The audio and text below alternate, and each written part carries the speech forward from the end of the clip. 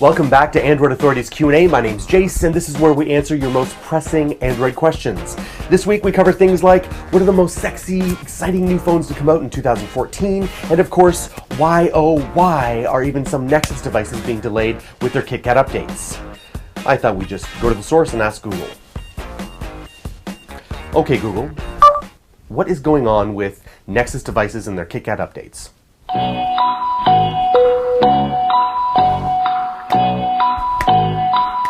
Google, you still in there? Yes.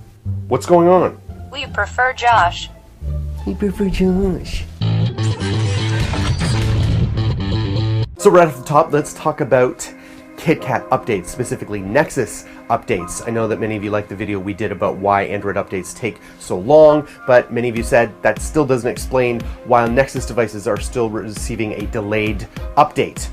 So there's two things. One is that they often come in geographical stages. So just because you live in Poland, for example, and you've heard people in Canada receiving updates, that doesn't mean necessarily that you're going to receive updates right away. There's providers and networks to deal with, and therefore they come in geographic stages. Keep that in mind and be patient. But the second thing is that, and this is a rumor, it's an unverified rumor from, not from Google directly, but we heard from a developer, an Android developer named Al Sutton, that there was potentially a critical bug release that had to do with encryption and could have left encrypted devices unencryptable if the user entered the wrong password after an update. And he argued that it appears that Google wanted to fix this serious problem before rolling out the KitKat update, specifically with the Nexus 4, hence the unusual delay. So I think that has something to do with it. Next question came in was, why is it that manufacturers just don't all use stock Android?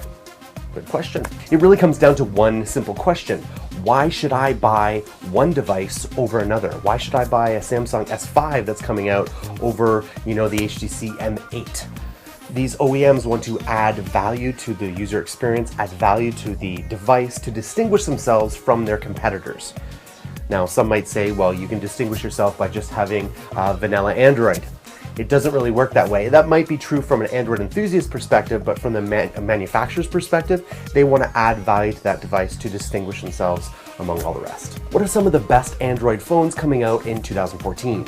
Well, there's a lot, but I wanted to talk about two today, and one is the successor to the HTC One, codenamed now the HTC M8. It's a rumor right now, no official confirmation, that it will pack a 5 or 5.2-inch screen and RAM of 3 gigs. The phone reportedly boasts a 2K resolution of 2048 x 1080, and a Qualcomm Snapdragon 2.2 800 processor apparently powers the handset. And of course, many people are looking forward to the Samsung S5. It is believed that it will be a 5-inch flexible display, 2K HD Super AMOLED display, 2560 by 1440 resolution, and 587 PPI. It's expected to have a flexible chassis up to 30 degrees, 64-bit octa-core processor, at least 3 gigs of RAM, a 16-megapixel camera with 4K capture support, quad front facing speakers with S-Beats audio technology, a 4,000 milliamp hour battery. That is going to be fantastic. And of course, Android 4.4 KitKat with next gen TouchWiz on top. Next question came from Bruno, where he asked about the best stylus, pressure sensitive styluses for Android devices. So Bruno, I did some research on this for you, and I found that great reviews about the Incipio and Griffin technology, but they aren't specifically pressure sensitive. The Griffin one got great reviews, said it was highly sensitive, but it didn't specify that it was pressure sensitive. It was a bit coy about it. But there's two articles I wanted you to check out. One from Android Authority that goes into the S Pen in detail. Of course, that is pressure sensitive. It means, of course, you have to buy a new tablet if you don't already have one.